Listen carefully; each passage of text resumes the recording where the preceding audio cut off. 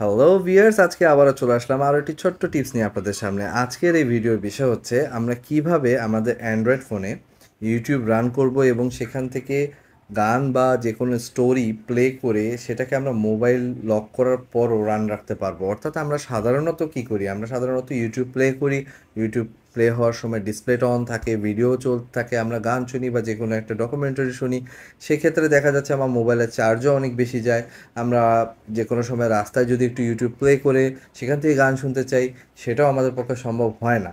So আমরা এটা কিভাবে পারবো যে আমরা একটা ইউটিউবকে সেটাকে একটা প্লেয়ারের মতো ব্যবহার করতে পারবো, যেটা কিনা যে কোনো সময় আমি প্লে করে মোবাইল লক করে পকেটে নিয়ে গান শুনতে শুনতে যেতে পারবো। এটা আমরা কিভাবে পারবো? সো এইটা নিয়ে আজকের এই ভিডিও। আমরা খুব সহজেই কিন্তু এটা পারবো। এর জন্য কোনো থার্ড পার্টি আমি অ্যাপ সাজেস্ট করবো না, কারণ আপনারা মনে রাখবেন থার্ড পার্টি অ্যাপ কিন্তু সো মাচ রিস্কি। অনেক সময় হয় ওখান থেকে অনেক রকমের অ্যাটাক হতে পারে। সো আমি যেটা বলবো এর জন্য আপনাদেরকে সিম্পল একটা টিপস দিব, সেটা হচ্ছে যে আপনারা আপনাদের অ্যান্ড্রয়েড ফোনে যে ব্রাউজার আছে, যে কোনো ব্রাউজার, সেটা গুগল ক্রোম হতে পারে, ওপেরা হতে পারে, যেটাই আপনি ইউজ করেন না কেন, সেই ব্রাউজারকে আগে ওপেন করবেন। ফর এক্সাম্পল আমি গুগল ক্রোম ব্রাউজার ইউজ করি, আমি ক্রোম ব্রাউজার ওপেন করলাম। ওপেন করার পর এখানে কিন্তু আমি ইউটিউব ওপেন করবো। জাস্ট youtube.com লিখে আমি যখনই ইউটিউবকে ওপেন করছি তখন ভিউটা এরকম আসছে। এখন আপনাদের প্রশ্ন আসতে পারে যে আপনাদের মোবাইলে তো এরকম ভিউ আসছে না। সো এর জন্য কি করতে হবে, আপনাদেরকে জাস্ট আপনাদের যে ব্রাউজার ইউজ করেন না কোনো সেই ব্রাউজারের অপশনসে যেতে হবে। যেমন গুগল ক্রোমে অপশন হচ্ছে তিনটা ডট।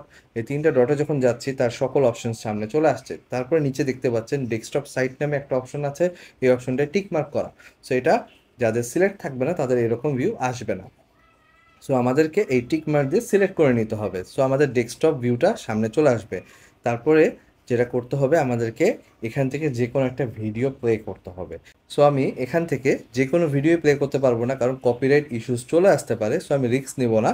সো আমি যেটা করব যে আমি আমার চ্যানেলে চলে যাব। সো আমি আমার চ্যানেলে চলে আসলাম। চলে আসার পর আমি যে কোনো একটা ভিডিওকে আগে প্লে করব। ফর এক্সাম্পল আমি এই ভিডিওটিকে প্লে করলাম। যে এই অবস্থাতেই যদি আমি খেয়াল করে দেখি যে আমি জাস্ট এটাকে এক্সিট করব না, এটা এই অবস্থাতেই থাকবে।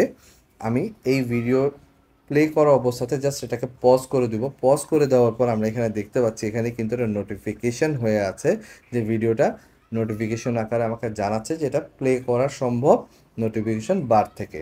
তো আমি এটাকে এখন জাস্ট কি করব, আমি এক্সিট করব না ব্রাউজারটাকে। আমি যদি চাই তাহলে আমি এটাকে প্লে করতে পারবো। কিভাবে?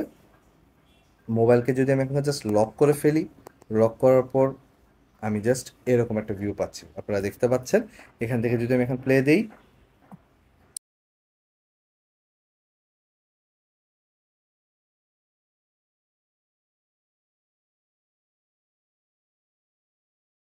এটা আপনারা দেখতে পাচ্ছেন এখানে কিন্তু আমি মোবাইলটাকে লক করলাম, প্লে করলাম, সবই এখান থেকে করছি। সো আমি যখন আবার ঢুকতে পারছি তখন আমি আবার এই স্ক্রিনে চলে আসছি। সো আমি এখন যদি মনে করি যে আমি এটাকে এক্সিট করব না, কিন্তু আমি প্লে করতে চাই, সেক্ষেত্রে যেটা করব, যেটা আমি মিনিমাইজ অবস্থায় রাখবো। ওকে, মিনিমাইজ অবস্থায় রাখলে কি করতে পারি আমি, তাহলে এটাকে জাস্ট এই অবস্থায় রেখে আমি বাইরে ক্লিক করলাম, এটা কিন্তু এক্সিট হয়নি।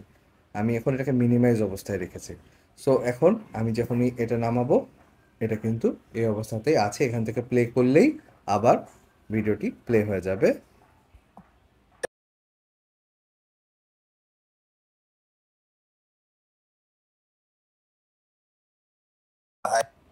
সো ভিউয়ার্স, এভাবে করে খুব ইজিলি আপনারা যে কোনো মিউজিক, যে কোনো ডকুমেন্টারি, যে কোনো ভিডিওকে যদি আপনি মনে করেন শুনবেন, মোবাইল স্ক্রিনের প্রয়োজন নাই, সেক্ষেত্রে আমি বলবো এভাবে আপনারা এনজয় করতে পারেন। সো এই ছিল আজকের এই ভিডিওতে। আশা করি আপনারা এই পদ্ধতিতে আপনাদের ইউটিউবকে অনেক বেশি এনজয় করতে পারবেন।